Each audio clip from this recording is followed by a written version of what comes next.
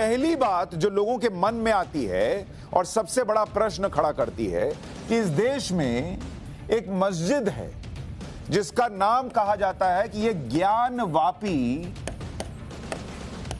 मस्जिद है। अब लोग ये पूछते हैं, जो हम रिसर्च कर रहे थे उसमें इस ज्ञानवापी का जो उदय है, जो चर्चा है, जो अभी मैंने आपको बताया कि ज्ञानवापी का मतलब क्या है, वो जो है हिंदुओं के पुराण में मिलता है, पौराणिक ग्रंथों में मिलता है। तो फिर ये मस्जिद के साथ कैसे जुड़ गया नाम? पहला प्रश्न तो लोगों के मन में ये आएगा, क्योंकि वापी का मतलब होता है तालाब। ये जो आप ज्ञानवापी देख रहे हैं इसमें दो हिस्से हैं, एक ज्ञान हो गया, ज्ञान के बारे में बताने की जरूरत नहीं है, और इस वापी का मतलब होता है तालाब, यानी ज्ञान का तालाब। ज्ञान का तालाब। काशी की 6 वापियों का जिक्र है, पुराणों में भी इसका जिक्र हुआ है। इसलिए मैंने कहा ना कि लोगों के मन में पहला प्रश्न आता है कि जिस चीज का जिक्र पुराणों में हो रहा है वो मस्जिद के नाम के साथ कैसे जुड़ गया। काशी में 6 वापियां, पुराणों में जिक्र। कौन कौन सी वापी? ज्येष्ठा वापी, जो कहा जाता है कि काशीपुरा में थी, अब लुप्त हो गई।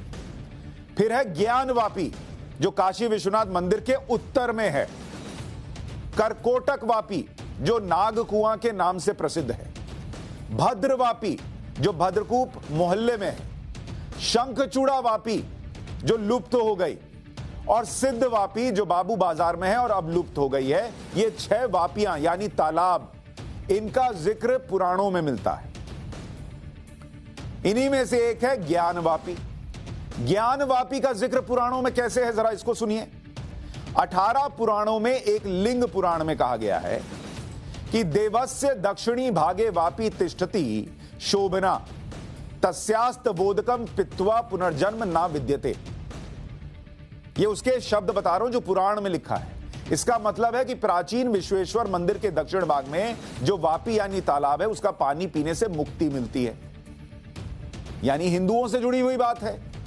फिर मस्जिद से नाम कैसे जुड़ गया?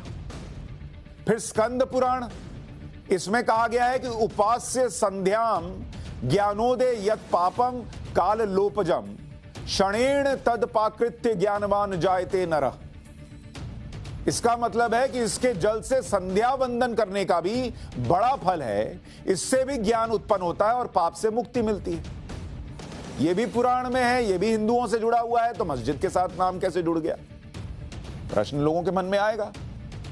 फिर है स्कंद पुराण, उसमें कहा गया है कि योष्ट मूर्तिर महादेव पुराणे परिपठ्यते तस्याशाम मुमयी मूर्तिर ज्ञानदा ज्ञानवापिका, यानी ज्ञानवापी का जल भगवान शिव का ही स्वरूप है।